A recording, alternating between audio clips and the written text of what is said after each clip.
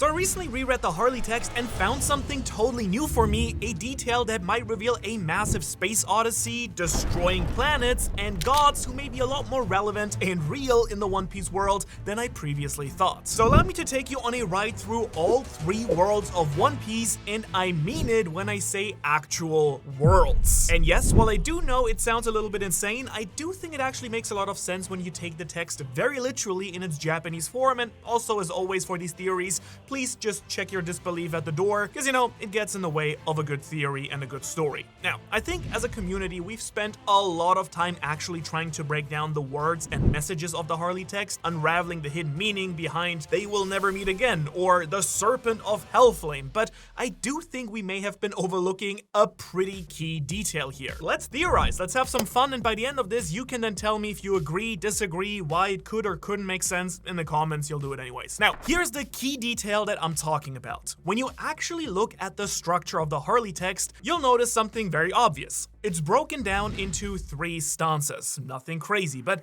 what I realize is that the title of these stanzas is something that I've never really looked deeper into. They are specifically labeled as the first, the second, and the third worlds of the story. Now, I first wrote it off as the worlds just being phases or eras of the One Piece planet. You know, kind of like the 3 ages in Lord of the Rings, and that does make sense, especially because it lines up very nicely with the ancient buried ruins from the Void Century. But then the more and more I thought about it, I kind of realized that there was a very real case to be made that those worlds, well, may straight up be different planets altogether, and that the third world, the world of prophecy, well, that might just be hinting at Oda's master plan for the entire series. And when I looked at it through that lens, I finally realized that a lot of pieces that didn't fit anywhere before finally clicked into place, and not just one piece. Now, you can't blame me for trying a bad joke here. You can only blame me when it doesn't land, right? Anyhow, the reason I first even thought about all this was because of the minks, funnily enough. I mean, I was in my weekly planning meeting with my teammates, and one of them mentioned how they really wanted to unravel why the minks and Gear 5 look so similar and why they're all tied to the moon. But we were also just working with the Harley text at that moment for a completely different video that I have also coming up. I mean, quick tease for that. And I looked at it, realizing something I totally missed. Enel's cover story may have a way deeper tie in the Harley than I ever even thought about. Now, of course, I already thought that they were very important because of the moon, and the Arc Maxime are both depicted on the mural, of course.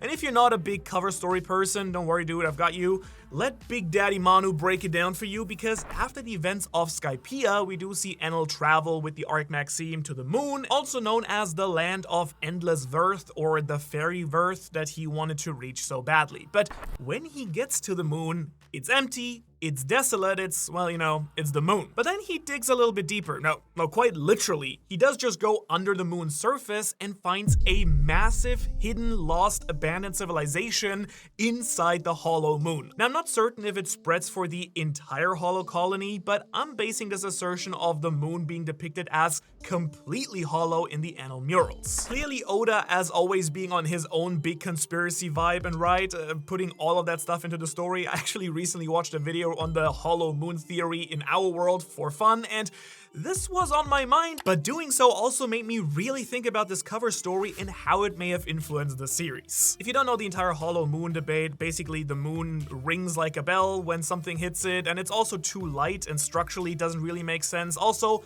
it's very perfect in connection to, you know, its distance to the Earth and the distance to the sun. It's like a whole thing. And basically some people debate if the moon is just itself a massive artificial structure that came from somewhere to stabilize, you know, the Earth's climate and everything, I don't know. And basically that's exactly what Oda is doing in the story, very much confirmed. And now in the context of One Piece, I do believe that the moon itself might have been a former planet that wasn't originally around the blue planet, but locked itself into orbit as a means of helping terraform the blue planet during the second world. And while it could be stationary, as you'll see, I do think there's a reason why our moon wasn't always here originally. By the way, these automata that are inside the moon, powered by electricity that Enel awakes, that's way ahead of the game. And when you see the murals in the moon depicting the creation of these creatures inside the moon as they look down on the blue planet, it is revealed that the ancient sky races, excluding the Lunarians apparently, actually colonized the blue planet because their home planet of the moon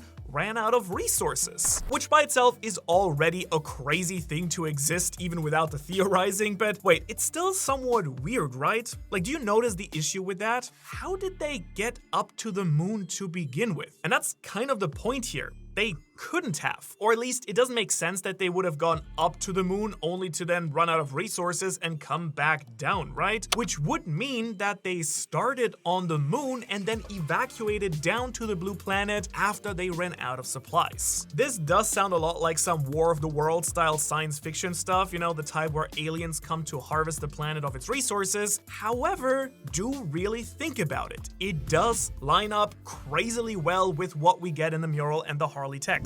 Because the moon could straight up be the first world. Metaphorically, the moon is shrouded in death and darkness as there is no more power, nor is there any life on it, and clearly a big war took place on the surface here. Enel does see the battlefields as he walks around the moon before then uncovering the ancient civilization on the inside. We also see depictions of flames inside the core of the moon through the mural, embodying the first line of "within the earth there was fire." Now, at this point you might say, Manu, that makes no sense whatsoever because the moon quite literally is in the background of the first world of the mural right here. And you'd be right, which is why I think that this could be the case. The mural depicts a big celestial body in the background, something the solar system doesn't depict. Isn't that kind of weird? Well, not exactly. Not if the moon in the background is actually the One Piece planet, which we know has never once been called Earth in the story ever. Oda explicitly has named it the Blue Planet, and the word Earth has really only ever been used to describe the moon in the One Piece world. In my opinion, yet another possible subtle indication that things may not be as we initially thought. And the ancient flame seems to be moved from the moon civilization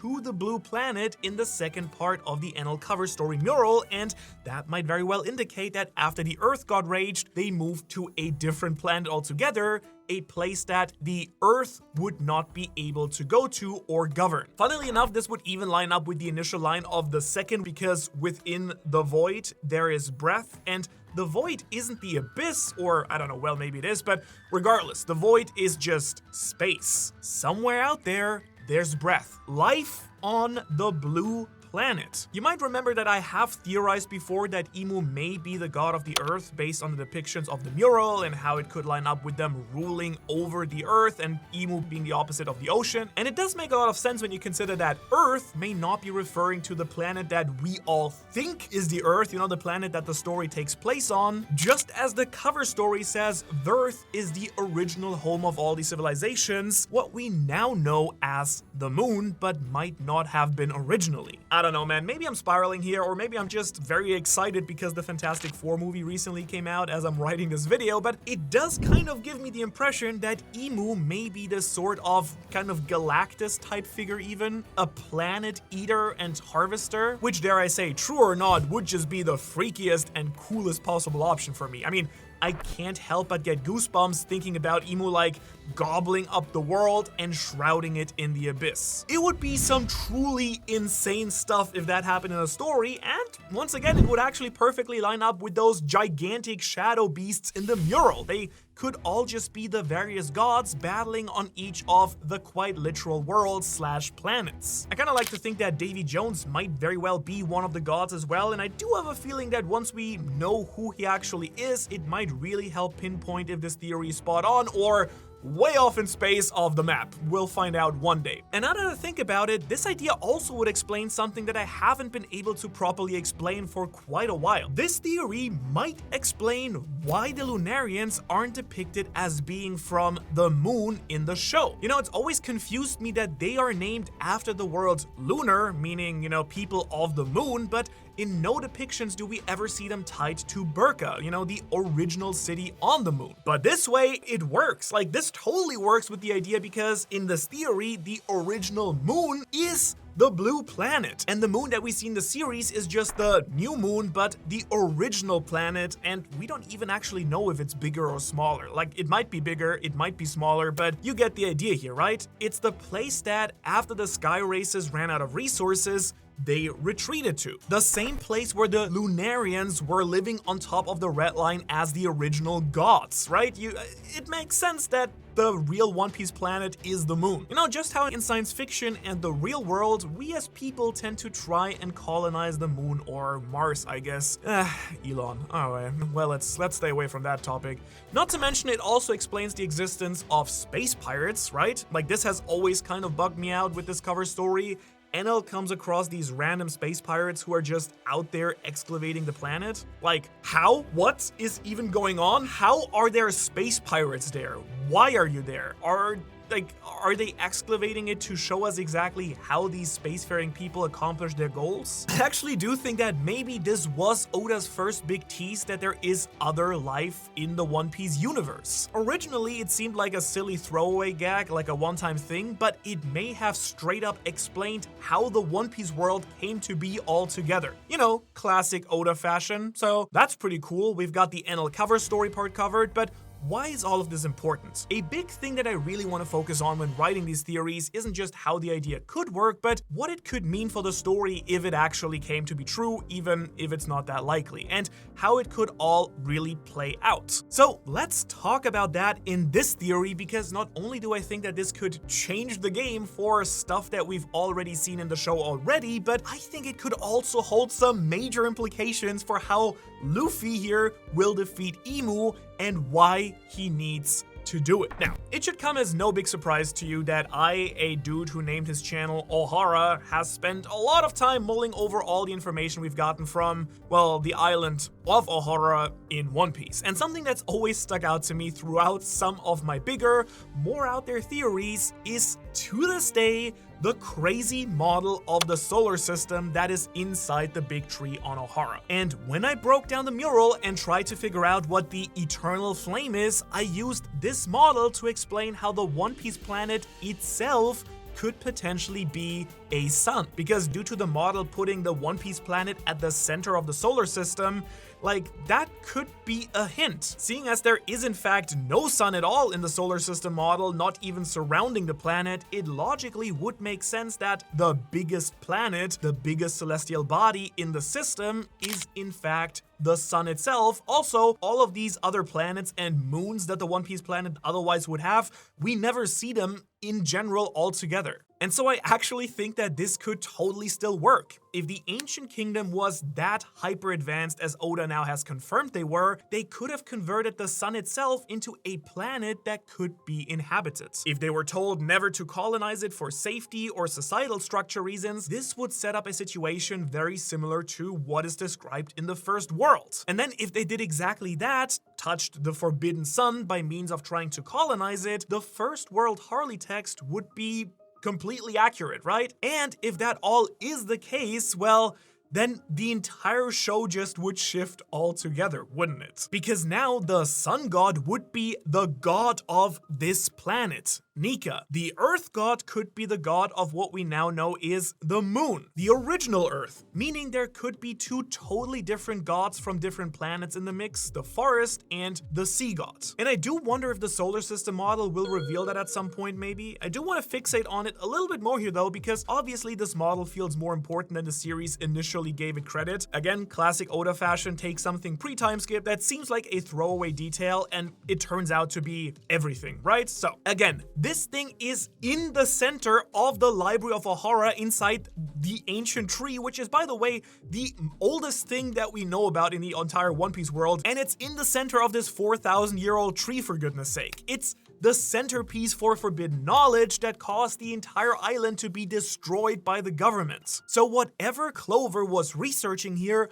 must have been way closer to the truth than even he might have ever realized. By the way, something else that I can't fully tie in but kind of feels right here is the idea that this solar system and planet hopping context also connects very nicely to the Gorosei for some reason. They are the leaders of the Celestial Dragons, which is just another way of phrasing space rulers, right? Dragons are iconic for being powerful godlike figures, so the Celestial Dragons, just meaning space gods, would be kind of gnarly. But even more importantly, the Gorosei are specifically not the 5 Elder Stars, but the 5 Elder Planets. They are all named after planets. They govern over the worlds like gods, gods of resources, and gods of development. All of them seem to embody this idea of terraforming a planet and ruling over it like space gods more than anything in the story. And even more importantly, there are 7 total planets depicted on the big model in Ohara, and one of them has that little tiny moon next to it. And if you do the math, this kind of lines up perfectly with the Gorosei and Imu. If one of these planets is the moon, which I've already discussed would be the original moon, then we are left with 6 additional planets. 1 for each member of the Gorosei, including now Garling, I guess, but I don't know, I don't think he was supposed to be in the mix. So instead, I think what that leaves us is 1 extra planet, you know, the one that I believe was originally the Sun. 5 elder planets, 1 Earth, 1 original Earth, and now 1 Sun. Plus, if you do really want to weave Garling into the mix, he could embody that little baby moon here. I don't know. I wonder if the Elders are from all the other planets and fell in line with Imu as a way of preventing their homeworlds from being consumed by the abyssal Earth God. That would literally be such an insane pivot and would mean that Luffy as the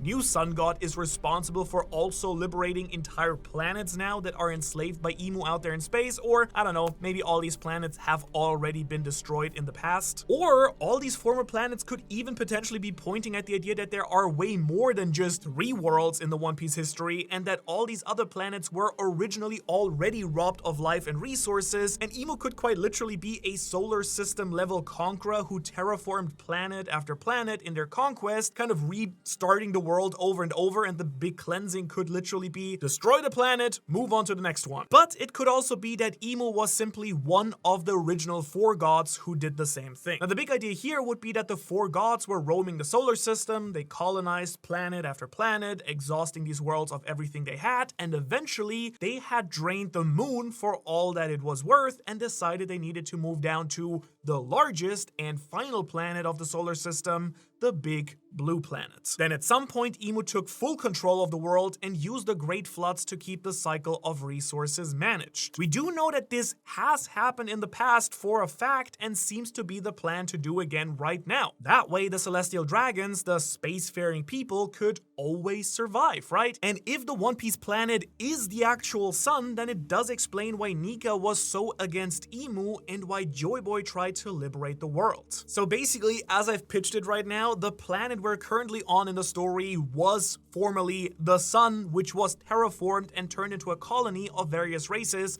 like ancient giants, the Lunarians, and more, who were suddenly invaded and enslaved, or maybe someone just built a big shell around, the sun to harvest it for power. And the god of this planet, Nika, wouldn't allow that, punishing the people of the moon and potentially even forcing them to live down on the planet itself without a means of escaping. And this harvesting thing that Imu might be doing may also be the true nature of the Red Line altogether, a continent that was already harvested by the gods who came down, the Celestial Dragons, and it could even explain something I talked about in my 4-god mega theory a while back, which is the idea that all of these massive trees, like the Atom Tree, the Tree of Knowledge on Ohara, the Sunlight Eve Tree, all these biblical related trees, could be massive trees grown to ensure that life could exist on the Big Blue Marble. Because again, trees make air, a lot of air, and if a planet was all water and needed life to grow, Nika may have planted them, or Imu and the Spacefarers could have planted them ahead of their rival, for all that we know,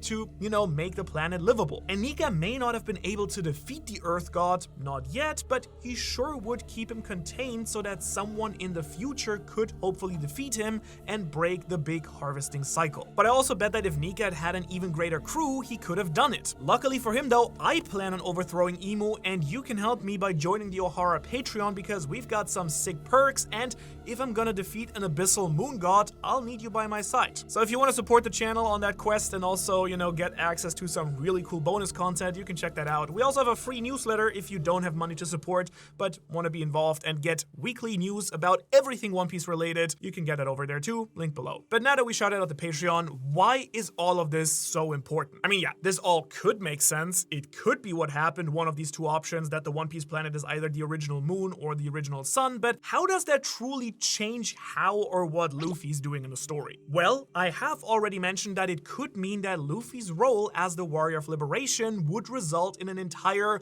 solar system being unchained, not just the blue planet, but I think that that's a little bit too grandiose even for Oda. I mean, let's narrow it down to just this planet. If some of what we talked about today is true, Oda may be subtly laying the groundwork for how Luffy might defeat Imu. If Imu is the Earth God, not the Ocean God, a being from space, the original Earth that ruled over the moon, defeating Imu will be no easy feat, of course. And as we've seen, Joy Boy and also Nika seem to have failed to defeat them previously or previous incarnations of Imu. That means that Luffy may not actually even be able to succeed in defeating Imu in general at all. Like, all of this could just be Oda's way of pointing towards Luffy leading the next band of survivors to a new world himself, and with all of this talk of the giants being so important in Elbaf and flying ships and whatnot, the reveal of the Gallela in chapter 1154 and how Rocks, despite his insane power, could also not touch Imu,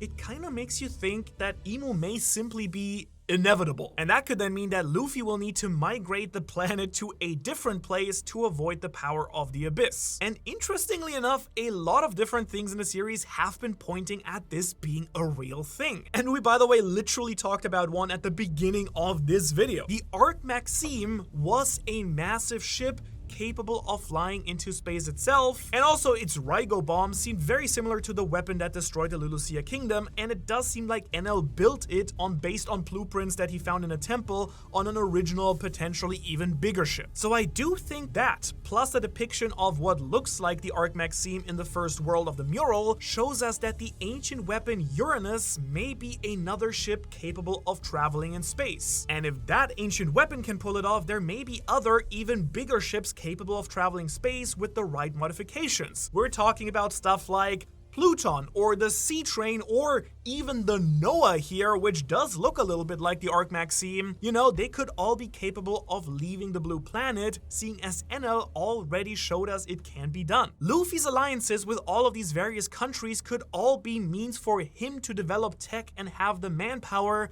to migrate everyone to a new place, creating the perfect world altogether from scratch. Imagine Iceberg and Water 7 working with Vegapunk and Germa and Neomads to create a big spaceship while Luffy battles Imu and then uses his own Nika power to power everything. Wouldn't that be the most insane final war ever? Like, we kind of can't defeat Imu, but also we're just gonna go somewhere else, and Luffy's dream, his hidden dream, might be to create a perfect dream world all from scratch himself. And all of this could make sense with the Harley text and, by the way, Bing Sake. I mean, the Harley for sure is prophetic and historical in nature, but it also lines up incredibly well with Bing Sake, something that I've always thought may be the tale of the ancient history in general. And if the story is about migrating from this planet to the next, it would truly be the final line of Bing Sake. The entire story of history would, in fact, be a never-ending, ever-wondering, funny, traveling tale. But as much as I do think that a science fiction pivot like this would be epic, and to be fair, One Piece already technically is science fiction, I do think that it's far more likely that things will actually stay on the One Piece world. This world. Emu raising the sea levels could potentially end all life as we know it, and Luffy needs to save the world if he can, because there could be no planets left to go for all that we know. They might already be all destroyed. And so unless Emu has some way of raising new islands, there simply will be nowhere left to go if another massive flood successfully happens. And so that means it's really up to Luffy to prevent Emu from just straight up ending it all, like, right now, basically, in the next couple of weeks or months of the story, and the bridges they're building seem to be preparing the Celestial Dragons for this massive flood, but that wouldn't save most of the world. Although we do know that Emu doesn't actually care for most of the world, or even their own kings at this, like we saw in a recent chapter, maybe they're truly going to just toss it all away and flood the world, a